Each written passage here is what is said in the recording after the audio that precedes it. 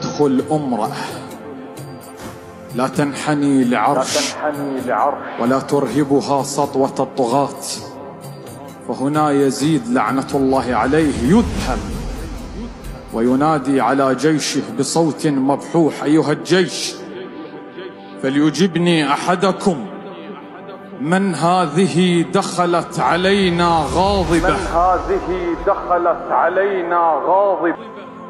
الناس تنظر نحوها مستغربة، قصر ترى اللمعان في جدرانه، وعباءة دخلت عليه متربة، أوما قطعتم جذرهم؟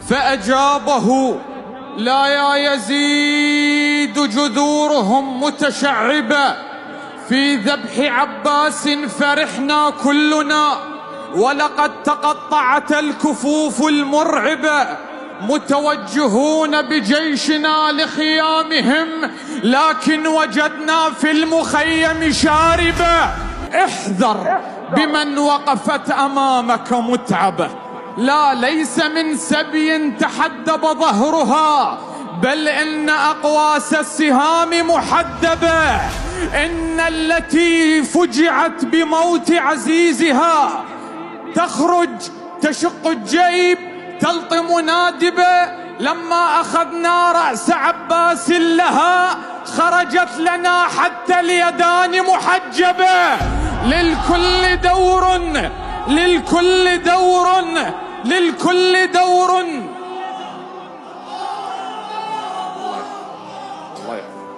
إن التي فجعت بموت عزيزها تخرج تشق الجيب تلطم نادبة، لما أخذنا رأس عباس لها خرجت لنا حتى اليدان محجبة، للكل دور أبناء هاشم، للكل دور، والطريقة ربما متقاسمين، محارب ومحاربة.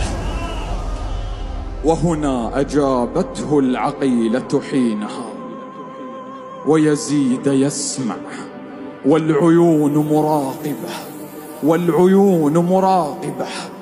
شنق السؤال بحبل صوت الأجوبة. أنا لست شنق السؤال بحبل صوت الأجوبة، أنا لست خائفة ولا مستهيبة، أتريد تعرف من أكون ومن أبي؟ أنا بنت